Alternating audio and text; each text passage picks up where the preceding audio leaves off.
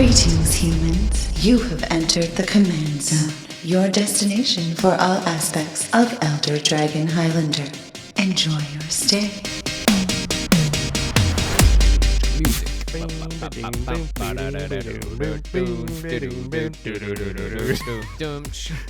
That is not the opening song, but this is the Command Zone. How's it going, everybody? I'm your host, Jimmy Wong. How's it? It's Josh Lee Kwai. Well, you'll know why we were humming that Sublime Song in a second, because today's episode, the main topic of the day is Magic Jargon. Magic Jargon. Jargon. Magic slang. Now we're in Sweden. Yeah, Magic slang. Magic lingo, malingo. Lingo malingo. Lingo malingo. That's the name of a new legendary creature. That's Kiki Jiki's brother. Yeah. Cousin, maybe. No, I like it being his, like, gecko brother. I don't know why it's a gecko. Yeah, but. It's like his disappointing brother. Yeah. He's like, yeah, that's my brother. Kiki Jiki grew up in a very strict household. Their dad, Peaky Jiki. Unfortunately, they had one younger brother, Malingo. Was it Malingo? Mingo Malingo? Mingo Malingo, yeah. This is just good. This is actually part of the lore, everybody. Yeah, Mingo Malingo, let's see. He has to tap. He also copies a creature, but can only be with power and toughness 2 or less, and he stays tapped for an extra turn because of it. Yeah. It's just like a strictly worse Kiki Jiki. And you can only do it at sorcery speed, so sorry, Mingo Malingo, you suck. We're going to talk about Magic Lingo. Josh, you got this idea from an email, right? Yeah, so we had a listener, Joseph G, emailed us. And he basically said that he likes the podcast a lot, but he's a fairly new player, and we use a lot of lingo and slang. That is true. It was a good message for us to receive, because when we were starting out the first few episodes, we were very careful to make sure we were talking directly to people that may not know all the lingo. And then as we've gone into 70 episodes plus now, and we've been in the Magic world for so long, we've sort of adopted a lot of turn of phrase that I can understand from the outside. I mean, I actually went and listened to one of our older episodes. One of our more recent episodes, sorry. And we did use quite a bit of lingo, and I was like, this guy's got a really good point. So it is interesting because it's kind of an addicting thing to use lingo. It makes you feel like, I'm part of the crowd. Yeah, here we go. Yeah. Mingo Malingo is not part of this crowd, but I am. Yeah, so we know that there's this crazy secret language in our game of Magic, and it can be kind of daunting to newer players. So we figured this is a good chance for us to look at some of the lingo, let everybody know what it means, also where it comes from. Even if you know the lingo, it's kind of interesting how much there is and where it comes from. So I think that's kind of fun. Yeah, exactly. So we're going to look at all the origins of this stuff. Also, the professor from Tolarian College did an incredible video. It's hilarious. Yeah, it apes like an old 80s VHS, like watch it in high school kind of thing. Yeah. Where he goes through instructional video. Yeah, he goes through a lot of the slang as well. So make sure you check that out. We'll link it in the show notes below. That's very funny. Yeah, it's super funny. And because of the format that the professor does, he's only able to cover a few words, so we're going to be able to go in deeper on more, but his is going to be way more funny than ours because that video is awesome. Yeah, the video's great. Yeah.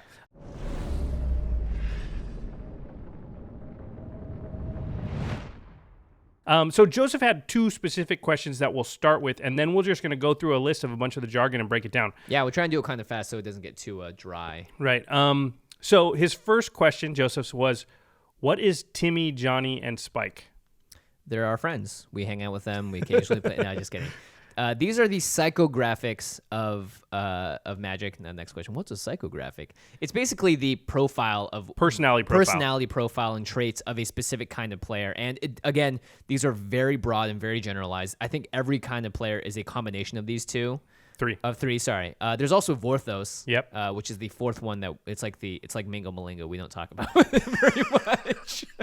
No, you just insulted every Vorthos player out there. Well, it's because I've been getting more into ever since our Origins episode. I've been getting way more into Vorthos. I have reading too. All the Planeswalker stories. Vorthos is one of those things that grows on you as you play the game more. Yeah, you don't think at first you're like, Vorthos, I don't even read this, I don't care. And as you go, you're like, no, it's actually kind of cool. Yeah. I know that. Yeah. So. And also, some cards like get way better once you realize the Vorthos behind them. For sure, and you understand why the mechanic is what it is, because you're like, it's like Devout Invocation when you realize, they're actually praying, and by praying I tap them, and then then the angels come. Like Yeah, that kind and of stuff. something is like Blessed Spirits, which is that dead kids that everyone calls the dead kids. James Pianka's Yeah. flavor text win. Yeah, like that in itself is Vorthos. So the 4 psychographics, Vorthos is someone that is very concerned with the lore and the history of the card and the characters on the card. They might just be theme based too, so they might Yeah. build an EDH deck, and even though these 3 cards would be awesome in the deck, they're not elves, or they're not goblins, or they don't have to do with pirates. Yeah, or they weren't part of the storyline. Like they're building the Skyship Weatherlight, Yeah. and they have all of the Urza characters there, and this guy is not a part of it, so they can't be on the ship. So they will actually prioritize the story above the function of the deck and other things. Right. A Timmy is someone that is usually, I feel like this is the one that gets dissed the most. Even though it shouldn't be, I think you can be a Timmy and win the Pro Tour. Like, Oh, yeah. Timmy just has to do with somebody who's more inclined towards the big creature aspect of the game. So they want to swing in with dragons, or Siege Yeah. Rhino notably as a Timmy card. Yeah, with a very spike aspect to it, and just, it's awesome. Yeah. Right, but they're more worried about like the spectacle of like a giant beast attacking and things like that. Mhm. I think someone that plays Bant Heroic, or the Heroic decks in Standard right now, where you're just trying to suit up one person to have tons of +1/+1 counters and make them unblockable, that's kind of a Timmy aspect to it. Yeah, Voltron-y Little stuff. It's Johnny, the idea yeah. of like, I'm going to make this monster. Yeah. Yeah. Brian Kibler, I think, is notably probably the biggest Timmy that you can just point to, because he is the Dragon Master. Yeah. He loves, I mean, that's what brought him the fame that he has now. Timmy in EDH is someone that also just loves, like, I'm going to make this guy a 50-50. Yep. Boom. Deal with it. Deal with it, yeah. Yep, they love. I'm gonna cast Ulamog. Just those Oh, yeah. big, huge threats that are just like make everybody's eyes go wide. Yeah. What's a Johnny? Johnny is. Aside from the Planeswalker, Johnny. It's not a Johnny. It's a Johnny, like Johnny Be Good. Johnny be good. Johnny is the clever player. It's the player that actually prioritizes being seen as being clever above winning. So they want to do something cool, but the cool thing they want to do is not like attack you with a 50-50 creature. They want to be like, look at this card. When I then play this card and this other card, then this crazy thing happens. You never thought of that, did you? And it doesn't even need to be everyone being like showering him with praise, him Right. or her with praise. Sometimes it's just them having the self-satisfaction of like, that was awesome. I did it. Yep. I die now. Yeah. I'm the only person that's ever thought of playing these 7 cards in this order to create this effect. Yeah, exactly. Yeah. So Johnny loves the combo. They're the combo player. Alex Kessler, our friend, thinks he's a Johnny when it comes to modern, but Yep. he's a Spike more when it comes to Travis EDH. Wu, I would say, is a very big Johnny, Yeah. like prominent player. Yeah, definitely. Yeah, Travis Wu does amazing, cool brews. He just uses cards in ways that you would never expect. And it has the exact effect that a Johnny wants, where people post it and be like, wow, did you see what this person did with this deck? Even though it may not be super tournament viable or whatever, it doesn't really matter. It's more the respect that they're trying to break outside the box. And I think Johnnies are always trying to think outside the pumpkin, as my old improv Johnnies coach are the used to ones say. that you're tweeting your friends or texting your friends and going like, are you seeing this deck, the demonic pack deck? Oh, yeah. Are definitely you checking demonic out this pack. Jeskai Ascendancy thing? Like, it's just, and that's what the Johnny lives for, is like everybody having that response because they were so clever. They came up with this crazy thing. Mm-hmm. And finally, there is the Spike, or a spiky person, a Spike player. And I think the image of a Spike actually is very effective in thinking about what a Spike is trying to do with their game. They're trying to hone their game to a point where they're prioritizing not making mistakes, making the right play, making sure that they have tight play as well. They're sort of cleaning up the loose ends, and they're honing their gameplay to a point where they can drill in the Spike and win a game. Their concern is about winning. That's what they derive fun from in the game, is winning above all else. So they'll do things like make the boring pick in a limited draft because that's actually the correct pick. Right. They're not They going to wouldn't take pick Tarmogoyf. Yeah, Sphinx's tutelage, these crazy cards. They're going to pick the 2/2 for 2 with Renown because that's the best card in the pack. They're not going to go off the rails and try something crazy and insane because for them, at the end of the day, they want to win. Yeah, they're focused on increasing their win percentage. Yeah. And for instance, Goifgate, like that's a perfect example of what happens where the Spike mentality can sometimes be derisive towards what is just another not a spiky pick, which is you could take a card that's going to directly help your deck or one that you want because it's cool and has value. That's sort of the opposite there. And the Spikes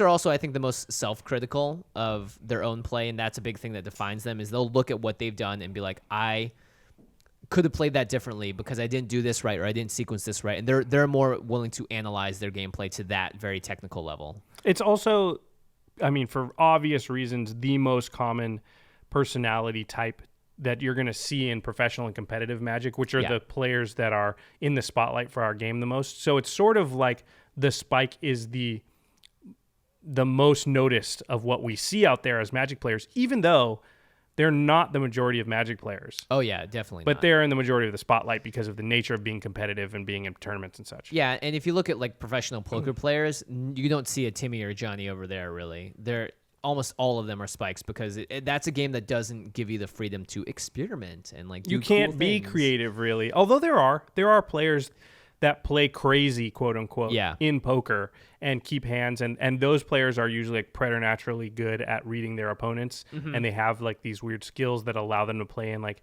what would technically be an incorrect manner. But yeah, you're right. It's more spiky. But at the end of the day, they're still doing it in a way to let them win more. Yes, So maybe sure. it's a little higher variance, but they're willing to take that risk. Yep. Another question that Joseph asked about, what is WUBRG?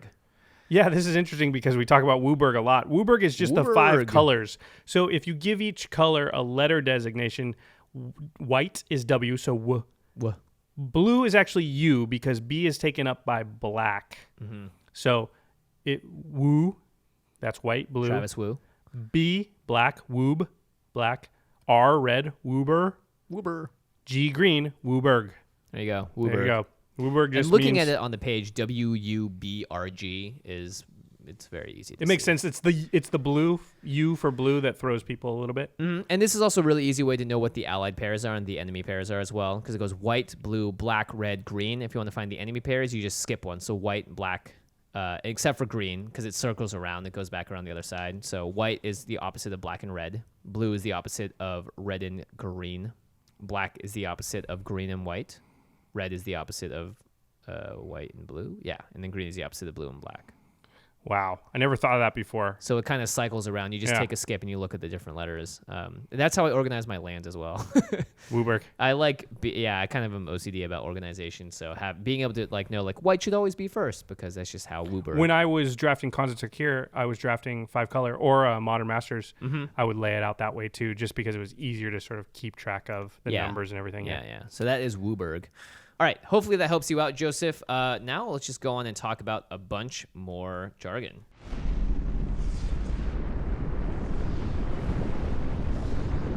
Here comes that Sublime Song. Dun da dun dun dun dun dun dun dun dun dun. 187 creature. Yeah, 187. Call 187 on the hop. That was good. We talked about We can't say those 187. words. We haven't said 187 in a while. 187 just means it does something when it enters the battlefield. It actually means it kills something because 187 is the police code for murder. So Yeah. basically a 187 creature is a creature that comes in and then kills another creature when it Yeah, comes in. specifically it's the California Penal Code, which defines the crime of murder, which is why it's also in the Sublime Song. Right. Aggro. It means aggressive. Usually it means a strategy that is intent on coming at you and being the aggressor or being sort of the one that is pushing and pressing their advantage. Yeah, they're not reactive. They're proactive. They're Correct. usually doing it fast also. Yes. The opposite of that. The opposite of that is control. Yeah. So Control is the reactive strategy. So they're usually not throwing the punch. They're countering the punch. and usually control is blue and aggro is red. Right. Although these colors can both have elements of both, but in general, that's the And tie there. when I say counter, it doesn't always mean counterspell. It means countering what they did. So a lot of times you can be controlling by wrathing the board. They played 5 creatures, you wrath the board. That's a control move. Or Right. they play a creature and you Swords to Plowshare it. That's And another word controlling. for control that's similar is tempo, which is also what blue does. So let's say they try and cast something huge, you flicker it so that they lose a whole turn. You bounce it back to their hand. Right. Well, that tempo is usually more of an aggro strategy because you're actually losing card advantage generally when you do that. So you're saying, I'm going to kill you before the card advantage. Yeah. Control is usually an attrition-y strategy. So it's saying, like, I'm going to slowly grind out more advantage and eventually beat you. Yeah, there's a little bit of it in both. Alpha could refer to the set alpha, which is the original set ever right. released. I was thinking more like Alpha Strike. Yeah, so I figured. Yeah, Alpha Strike is just when you swing out with everything you've got Yeah, it's like send the team in. It's the Alpha Strike. Yep. Let's go, guys. I'm holding nothing back. Malingo, you do not get to go, however. You stay in the back. Malingo. You are the Beta Strike. Sorry, Mingo. Sorry, man, yeah. Value. Oh, this has a lot of meanings. Value just generally means that you're getting more than a card's worth out of your card. So a 1/8/7 creature is a value creature because it comes in and it kills another card, And takes a card off leaves the you board, with a and card. leaves you with a card. Yeah.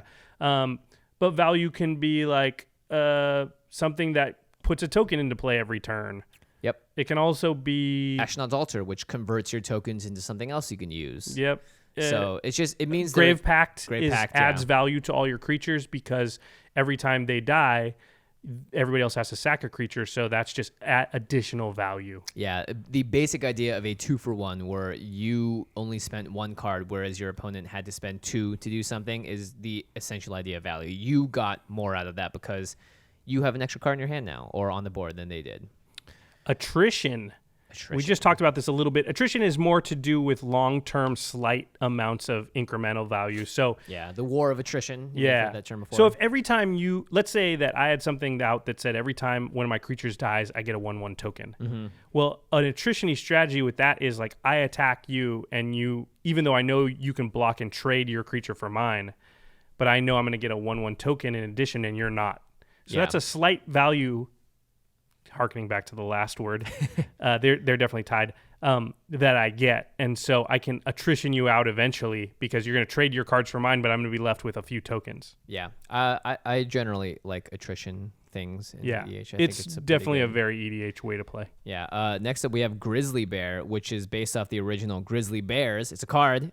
It means a 2-drop creature that is a 2/2. Yep. So it can also 2 be for a 2/1. It can be for 2/1, yeah. It's usually 2 mana for 2 power on a creature. Yeah, and some people just refer to it as a bear as well. And this leads to Hate Bear. Hate Bear. It is not just an angry grizzly bear, no. Yeah, Hate Bear is 2 mana for a 2/2 or a 2/1 that also has some other additional benefit, and it's usually something like all non-creature spells cost 1 more to cast. Yep. Or some other thing that hates out specific other strategies. Yeah, Thalia, Guardian of Thraben, does this, is the sort of the hate bear that people look at. It's 1 and a white for a first strike, 2/1 that says non-creature spells cost 1 colorless more to cast. So it's hating out... It's not really... It's hating out non-creature spells. Hating out non-creature spells specifically. It's not like hating out a player from the table. It's just saying like, hey, this is going to cost a little more. Right. It's more of like a price bear, I guess, honestly. But it's just hating out non-creature spells. If it was 2 mana and it was a 2/2 and it said all red spells cost 1 more to cast, that's also a hate bear. Right. It's just hating out red. Yeah. It's not hating them out. It's just hating on red. Hating on it. Be like, yo, you can't come around no more, Mingo Malingo. You'll hear her say that it's something on a stick.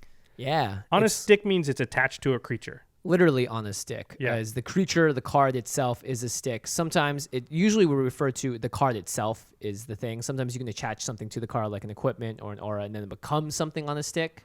Yeah, usually like think of like the Separatist Void Mage from Magic Origins, which is 4 mana for a 2/2. So 4 mana for a bear. It's a 4 mana bear. But when it comes in, you bounce a creature. Yeah. So that is actually an unsummon on a stick. Right.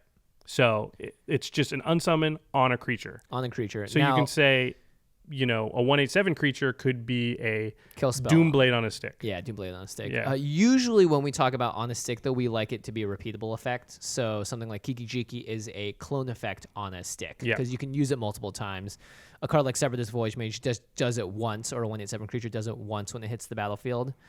So it still is on a stick, but in EDH you want stuff that's on a stick that can but keep sometimes swinging, it can be like Acidic Slime is if it's in a rune deck. Yeah, exactly. Because then you can just keep destroying stuff by flickering. Yeah, it. Rune is like the put things on a stick guy. He loves to just grab someone and like flick them back into play. Board Wrath or Board Wipe.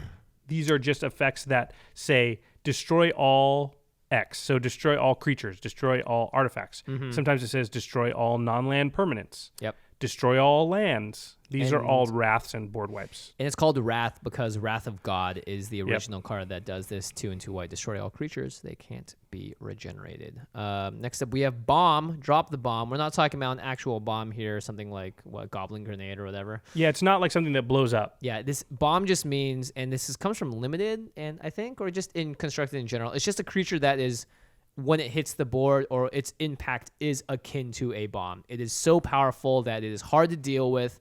Its effect is widespread, and it is the kind of thing that helps you win a game. Yeah. More so than like a grizzly bear. It doesn't even have to be a creature. Insurrection is a bomb. Yeah. Yeah. So it's just a card that has such a profound effect on the game that it threatens to take over the whole game. Yep. We've mentioned this word already a few times. Bounce. Bounce. Bounce refers to taking something in play and putting it back into somebody's hand. Bouncing it. Yep. If you bounce it, it goes back to their hand. This is different than flicker or blink, which are our next words. Flicker/blink is where you take something, you put it in exile, and then it comes back into play. Yep. So it actually doesn't go into anybody's hand. It just changes zones real quick, and then you get to reuse enter the battlefield effects and things like that. Yeah, flicker and blink usually happen either immediately or they happen at the next end step, beginning of next end step. Right. This creature returns to play. Noticeably, whenever you bounce or flicker or blink a token or something that is not a physical card, it disappears forever. Because when it goes away, the thing itself fizzles because it's not a physical permanent or a card that you can put in another zone. Once it gets there, it's gone. Yep. Burn. Hey, baby. Burn, baby, burn. Very fitting for me and my redness. Burn just means you are burning someone. It's direct damage. Direct damage to the face, to a creature. Of course, the original cards that did this were like Lightning Bolt or Incinerate or Fireball, where you're actually throwing flames or some kind of crazy weather effect at someone. It's almost always from red. They're the ones that do direct damage to the face of your opponent. There's some like weird green spells that do it. People always point at. Like there's one like Bee Sting or something. Yeah, there's a few in the early Magic, but anymore it's just all red all the time if you want burn.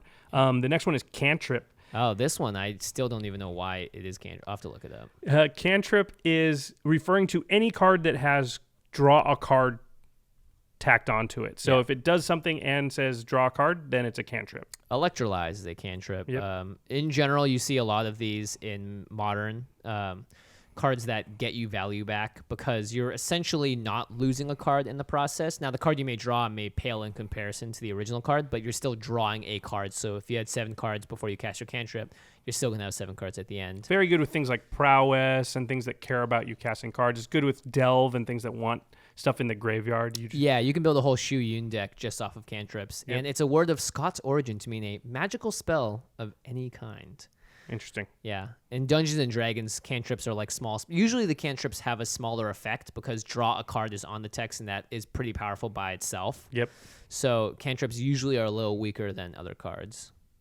The next one is Chump or Chump Block. This is when you make a block where you're not going to trade or eat their creature. So it's literally a block that's just trying to save you from taking damage, and you're okay with losing the card. Or maybe you're not okay, but you have to do it. You have to do it, yeah, because you can't take that damage. So it's a chump block, and it's usually because you're only going to throw chumps in that situation. You're not going to throw a good card out. Yeah, get out that chump. Yep. You know where Malingo goes going. Mingo Malingo has a chump all day. All day, yeah. Clock. Clock just refers to not the time, but rather how much time you have left, or like what is the timer on. He's on a 2-turn clock, means there is 2 turns that if he doesn't do anything and react to this damage coming at him or whatever is coming at him, that person will die. Yeah, if the same thing keeps happening, then the clock is how many turns you have to survive if that same thing keeps happening. Yeah.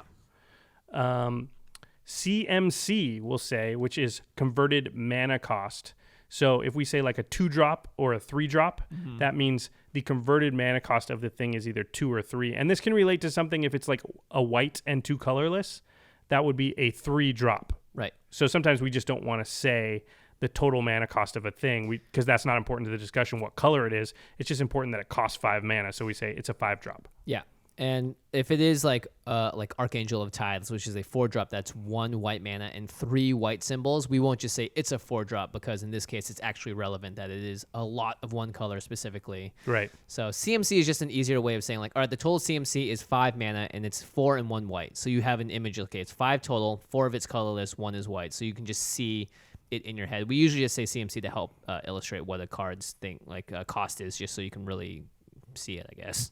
Yeah, it's often relevant because we're podcasting. If you think it's a 4/4 flyer, well, if it's got a CMC of 2, it's one of the best cards ever. Yeah. If it's got a CMC of 7, it sucks. So the CMC is very important to sort of distinguishing how good the card is. Mm-hmm. The next one is Curve.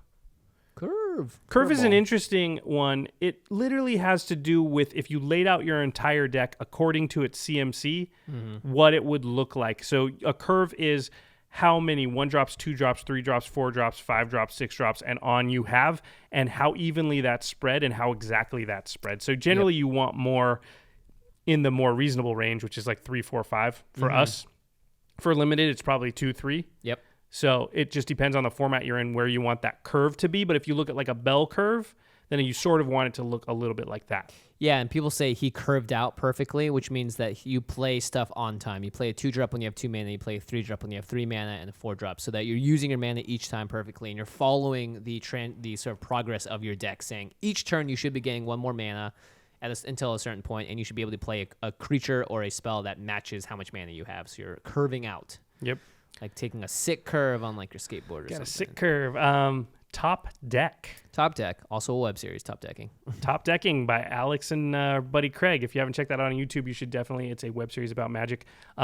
What Top Deck means is it is the card that you pull off the top of your deck each turn. So if you are like, man, I really need a board wipe, and then you pull the first card off your deck and you draw that card, you top deck it.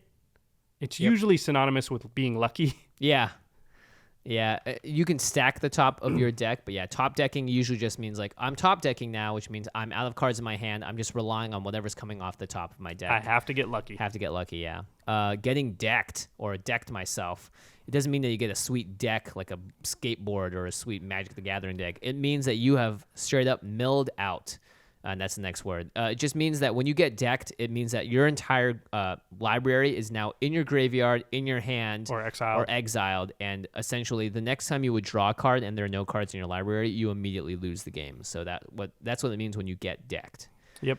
Get decked, bro. And milling is the act of taking cards from someone's library and putting it into their graveyard or into exile or to a place where essentially they will mill themselves out. Usually the strategy of milling means get them to 0 cards and force them to draw a card at the beginning of their turn. Yeah, it's an alternate win condition to doing damage to them and killing them that way. You can kill them by them having no cards in their deck, and then the next time they go to draw a card, if they can't, they lose. Yeah, it doesn't even have to be the beginning of their turn, just because at any time they're going to draw a card. So if you have like force them to draw a card on their end step and they have no cards, they lose. Right. It comes from the card Millstone, which was the very first card in Magic that ever did that. Oh, nice. I did not know that.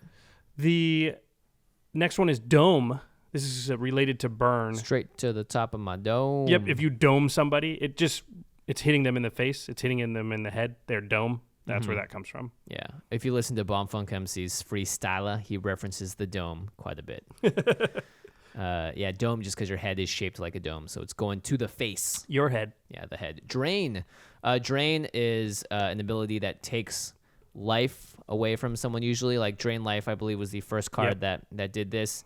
It basically said deals X damage and you gain life equal to the damage dealt, so you're sucking the life out of them and draining it to your advantage. Yeah, if you drain someone, you do damage to them, but you gain that much life also. Yeah.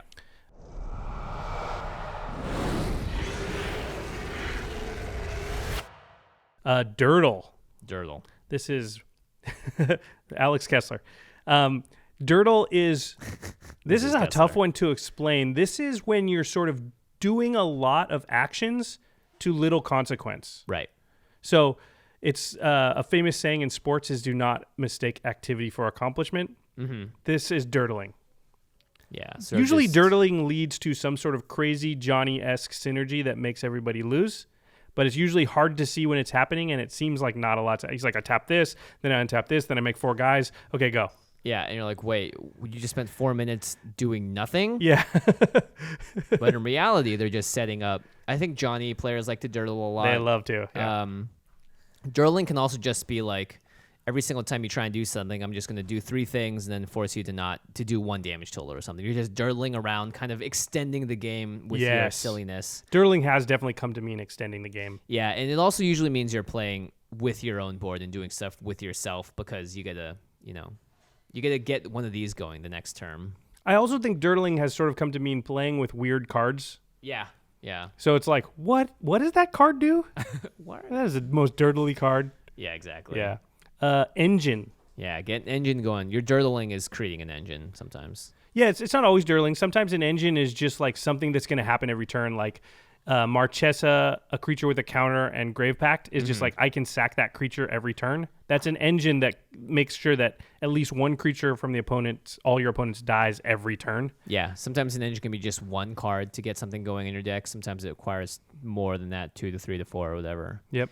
But yeah, getting an engine going is just like rev the engine, and once it's going, it goes. It can continue without you having to add extra bits to it. Yep, it's just something that's just going to keep happening. Yeah. Very strong in EDH. ETB, or enter the battlefield effects.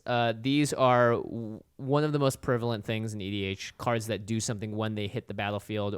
So it's an enter the battlefield effect. It used to be when it comes into play, right? But they revised the language. So if you ever see any old cards with comes into play, it just means enters the battlefield. The creature is cast and it successfully resolves and hits the battlefield. Then some even need other to be a effect creature occurs, and these are necessarily. value creatures usually. Yeah, it could be an artifact too. I think some artifacts have entered the battlefield. Enchantments as well. Like Yep. Rest in peace. Fatty. A fatty is usually a creature with big toughness. Yeah. Fizzle. This is an interesting one. Oh, Fizzle. Yeah. So Fizzle is something, it's sort of a more advanced mechanic. Let's say someone points an enchantment at their creature. It's an enchantment aura. It's like Spirit Mantle to give whatever creature protection from other creatures. And in response, you bounce or use a instant speed removal spell to get rid of that creature. What happens is the spell goes on the stack. It resolves before the enchantment does. And when the enchantment goes to enchant the creature, it doesn't have any legal targets anymore because it's gone and it dies. So the spell fizzles. Yep.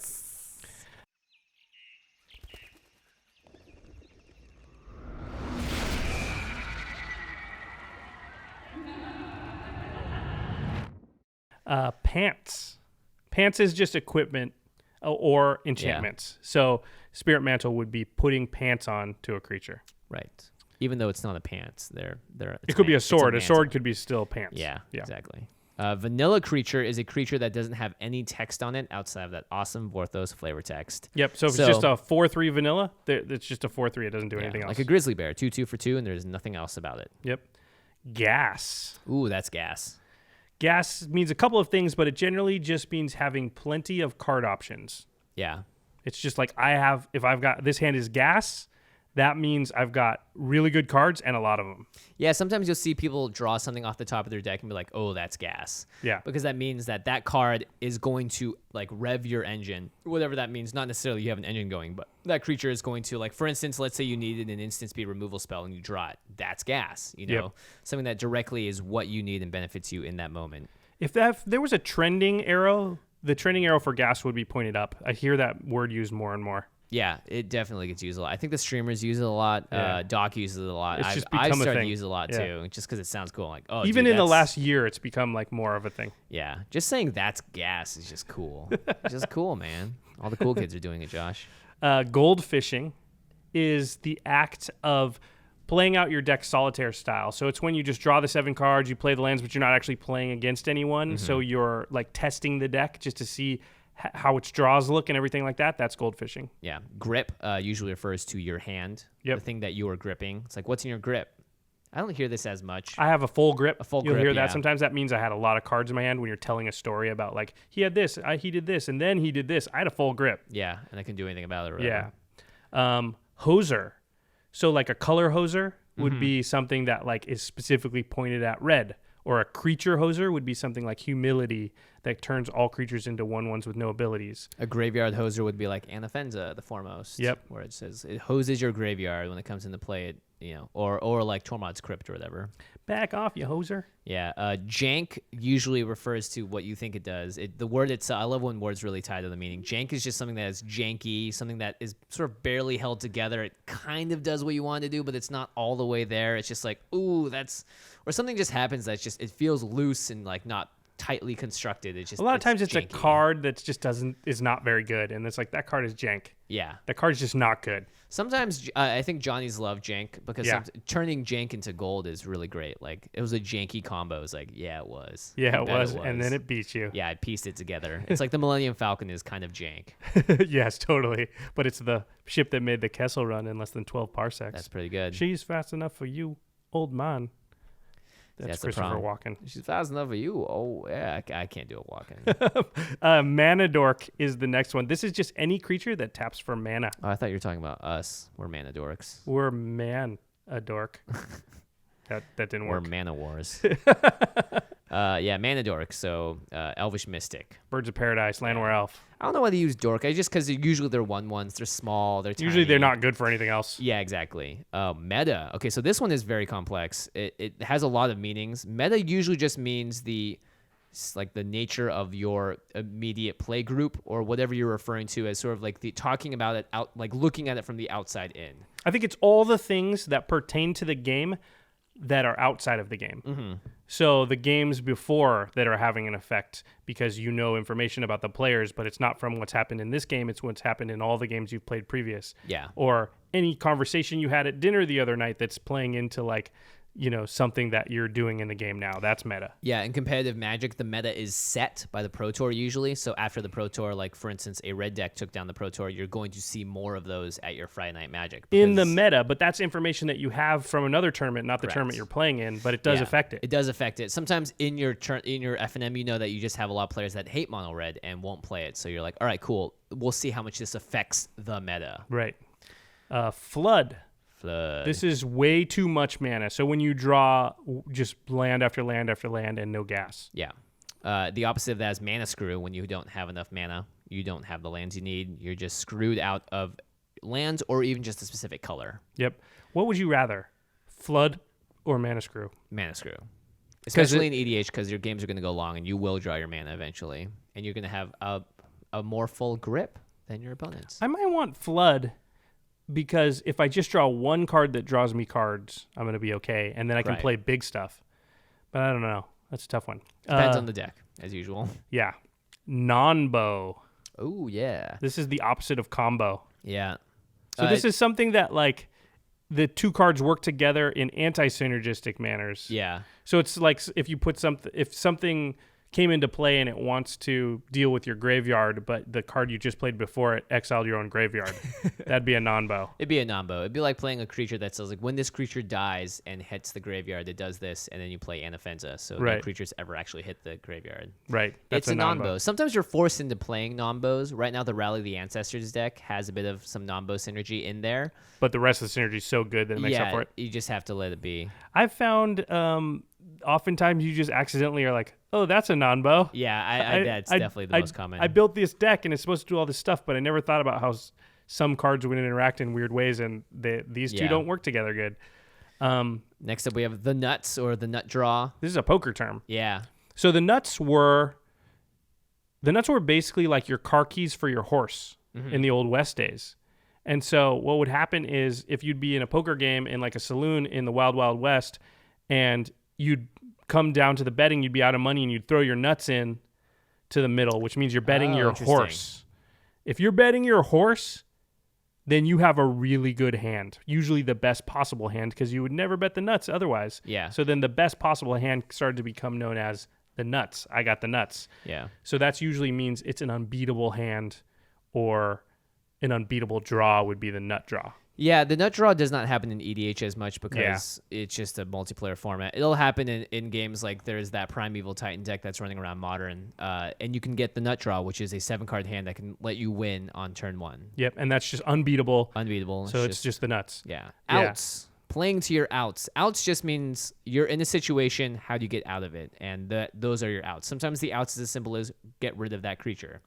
Other times, but that means your out is probably Swords to Plowshares. Right. You can probably, in some situations, list every card in your deck in your mind that will get you out of this situation. Because sometimes it's just like any board wrath. I have 5 of them in my deck, which means I have 5 outs out of however many cards are left. Yeah, exactly. And also playing to your outs usually means figure out how you're going to get out of the situation and play towards that. Don't be like, all right, well, this guy's going to keep hammering at me with this creature, so I'm just going to chump with one creature each turn. Maybe it's like, no, you're going to need to block with all your creatures one turn and just take it and trade a bunch.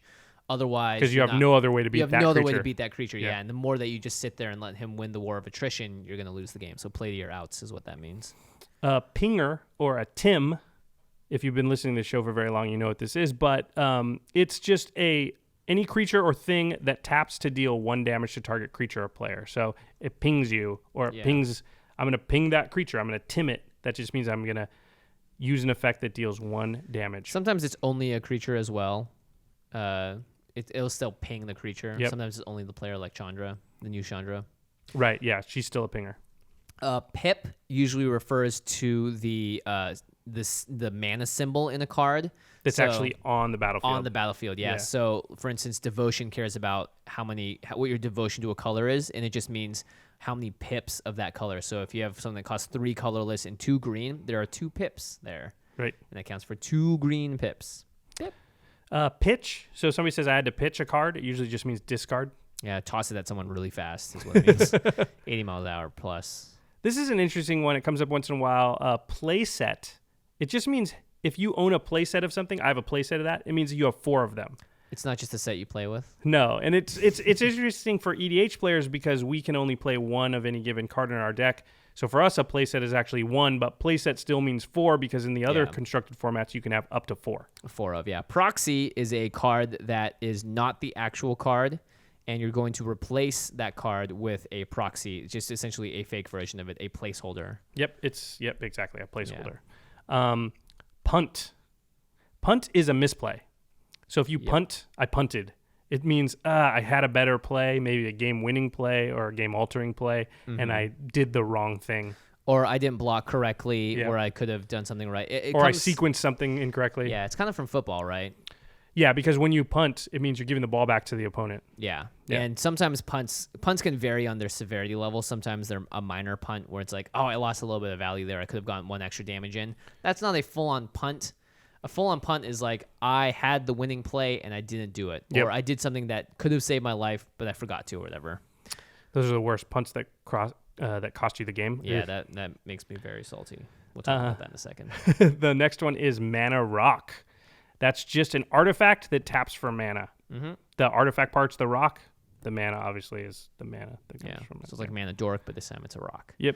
Sack. Sack is short for sacrifice. Many different creatures force you to sacrifice a creature, also known as an edict effect, because Diabolic Edict, was that the original one that did it?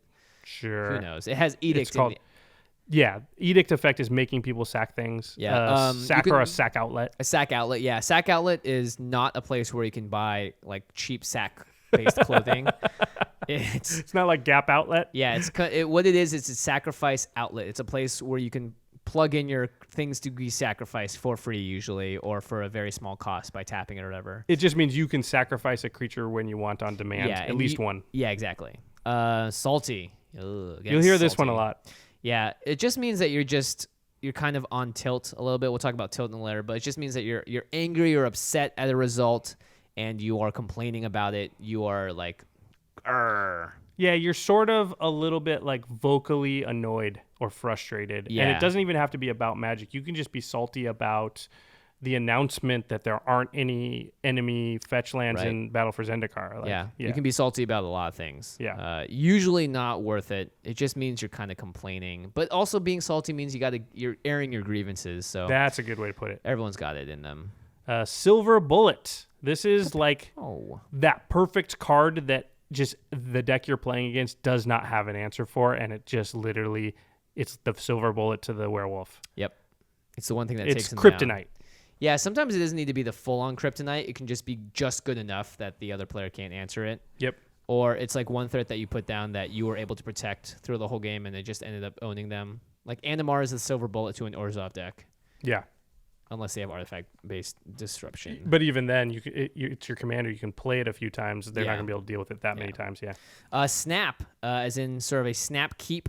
It just means you're keeping something snap. You look at it, boom, I'm going to keep it. You don't even need to think about it. It's a snap keep. It looks snap so block, good. Snap block, attack. Snap attack, yeah. Yeah, it's just you made a decision without having to think about it very much. Yeah, it's a very obvious thing to use. Snap might also refer to Snapcaster Mage, so if you snap something back. Yeah, it's good. It's more modern, though. Splash. Splash is when you have cards that are of a color that you don't have very much of that color represented in your deck. So you might play an Animar deck where the red part of it is just a splash. Sounds about right for most decks. With red, usually in EDH, it's usually the lightest color there. In like a limited deck of 40 cards, you usually shouldn't splash, but if you're going for Depends on the format. Depends on the format. Depends how much fixing you have. Fixing means the ability to fix your mana, so different lands that give you different colors or different artifacts that give you different colors. Splash is just literally, we're just like going to paint this red and blue, and then we're going to have a splash of green at the top. Kind of like that. Kind of like that. Swing. Swing is just attacking.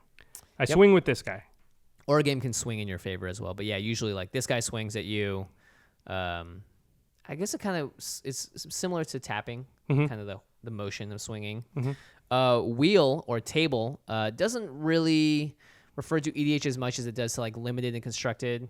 It can actually refer to EDH, but in general, when you're like drafting, for example, you open a pack and there's 15 cards in there. You see 2 cards you want, and you take one, and you're like, I hope this other one wheels or goes around the table or at tables. So it goes all the way around and gets back to you. Right. Now, wheel refer to a rotation of the table in EDH or a wheel of the table, meaning that if I play Doubling Season and then it makes it through a rotation of the table, that means every other player's turn came and it came back to me and that card survived. Yeah, exactly. Oh, here you go. Tilt. There's another poker term. Another poker term. Yeah, where did it come from? Full Tilt Poker, by the way, is like the name of a poker company. Yeah, it's a very big poker website. But Tilt's been around forever before internet even existed. Tilt, I don't know the etymology, but I know what it means. When you're on tilt, it usually means that you're making bad decisions because you're angry about the result of a previous hand of poker. Yeah, you're salty, you're emotional, you're being irrational. And you're therefore playing badly because of it. So, yeah. And you might also like act out in a weird manner. It's usually an angry person who's not acting like themselves. And generally, when you're on tilt in poker, you're going to lose a lot more money. It's basically like if you know you're on tilt, you should walk away from the table. And in Magic, you can't always do that because you're at a tournament or something. It usually means you're going to play badly because of it. You're going to make bad decisions. You're going to punt more often when you're on tilt, as they say. Also, if you play, I guess, pinball, you can tilt the machine and turn it off. Maybe that's good. That has something to do with it. Who knows? Actually, good pinball players like hit the machine at the right point to give it just a teeny bit of just tilt. so it doesn't go into the little slots on the side where the ball always goes when I'm playing pinball. Yeah. That's a good one. Trick. This is usually like a combat trick. Yeah. So that's just an instant speed way to usually pump or modify the power and toughness of your creatures, or maybe their creatures, or if it has death touch all of a sudden or something like that. Yeah, or just like, well, I'll instant speed bounce this thing as the trick, and now the block that you made sucks or whatever. Yep. Tuck, we talked a lot about this in our Tuck rule debate with Sheldon Menery and just the Tuck in general. Tuck means taking a card and putting it back into your deck, either on the bottom or shuffling into it. Yeah, it just essentially gets tucked away. You're putting it away. It's an alternate way to remove a creature. So there's exile, there's graveyard, there's bounce back to their hand, and there's tuck. Tutor is just any card that goes and finds a specific card in your deck. Yeah, this is one of those weird words that doesn't actually mean what it actually means. Because a tutor is someone that teaches you something, and the demonic tutor is like it's the idea of teaching you by putting the card in your hand or finding it and giving it to you. But it's really just like this name because the very first card that did this was Demonic Tutor. Yeah, it's a way of, Voltron. Voltron, it is the defender of the universe, right? Yeah, Voltron. it's an old cartoon, Saturday morning cartoon. So what it was is a team of space explorers that sort of pilot a giant super robot that was called Voltron. And in EDH and in just regular Magic, it means suiting up one specific creature or thing to be giant, massive, and like have a huge sword and sweet boots on and a cool cape. Well, the team that piloted the super robot were actually a bunch of separate spaceships that could come together and form the giant super robot. So it's this idea of building a big, powerful creature. It's starting with something and then adding things to it until it's one super creature. Yep. Super creature. And there's also a strategy in EDH where you Voltron your commander to kill someone in like 2 swings by getting them to 21 commander damage. Yep. Wedge or a shard. So Wedge is our friend from the Mana Source, but also a wedge. Wedges and shards are just 3 color combinations. So they all have names now. You've heard them. Abzan, Jeskai, Naya, Bant, all that stuff. Shards are from Shards of Alara. Wedges are from Khans of Tarkir. Yep, that's it. They're just the different 3 color combinations that are possible. Yep, and if you look at the back of the card, a shard is like a slightly triangle with a long side base. It's a color and they're 2. It's just 3 in a row, right? Pairs. Yeah, 3 in a row. And then wedges are like pizza shapes where they cut across, where it's an enemy pair and then they're a shared. Oh no, an allied pair and their shared enemy color. Yeah. Yard/bin, just as another way to say the graveyard, or to bin something. It's just like the British way of saying put it in the bin. Put it in the bin, yeah. Yep. It gets binned. Yep. So that's kind of, this is not every single piece of lingo, mingo, malingo. It's a lot of it though. The thing is to not be intimidated by slang and lingo that people are saying. If you don't know, just asking. A great thing about Magic players is they're super happy to talk about their game and to introduce it to new players. So they'll usually be like, oh, this is what that means. Yep. And if anybody gives you any flack, like, you don't know what that means, feel free to laugh at them, because there's still tons of lingo that I hear it and I'm like, what is that? And that's just not inclusive. Come on. I mean, that's on them. That's not on you. Don't allow that a person that acts like that to make you feel bad. Don't go on tilt because someone else is, salty about your lack of lingo malingo knowledge. We did it, boys. We did it. So now we move on to the end step where we talk about something cool outside of the world of Magic. If you don't follow me on Twitter, then you don't know that my puppy dog, Luna, was the dog of the week at our doggy daycare. Yay, Luna. There's a lot of people out there going like, doggy daycare. And trust me, I think it's as ridiculous as you think it is. But we still have to do it. She's the best. She won. She was the first ever, too. They just started this program, and she was the unanimous pick. Really? Unanimous? Yeah. Unanimous. Luna, yay. Let's talk about doggy daycare. Oh, God. How much money do I spend on that crap? Kiwi has to go to doggy daycare quite often when we are out for the day. But she loves it. Oh, my gosh. Oh, yeah. Luna loves it. And I love it, too, because she's exhausted. Yeah, just go straight to bed. It's the best. She just curls up on the couch right next to you. She doesn't do all the normal stuff like want to play for 12 hours straight. Yeah. Yeah. Because they've just been running around meeting new friends, sniffing all the butts. Sniffing all the butts. Yeah, that's what happens. Hold on to your butts. Hold on to your butts, kids.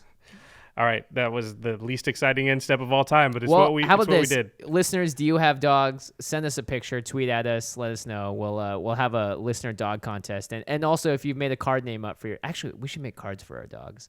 That is actually awesome. I'm going to make a Kiwi card. Yeah. We're going to pick our own dog of the week. And they're going to be legendary doges. That's what they'll be. This is legendary doge. They'll be Mingo Malingo's cousin, Doggo Malongo. Doggo Malongo. We're gonna take Dingo Malingo Bingo, whatever his name is, we're gonna speak about him every episode. Somebody better make a Mingo Malingo card. He'll just have his arm around Kiki Jiki, but Kiki will be looking all pissed, don't put your arm around me. Oh God. I don't know you. Yeah. All right. I will not copy you. Make sure to check out the Masters of Modern podcast, our sister podcast. It's about modern and all things competitive Magic. You can find them on Twitter at the MMCast. Yep, and our editor for the show is Eli Cuevas. Special thanks to Jeffrey Palmer at Living Cards MTG. He does the animations on our videos. You can check those out at youtube.com/The Command Zone Podcast. All right, everybody. Thanks for listening. And we'll see you next time. Peace.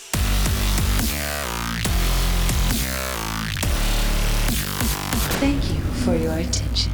For further inquiries, send an email to commandcast@rocketjump.com or ask us on Twitter at JFWong and at Josh Lee Kwai. See you later, alligator. Greetings, humans.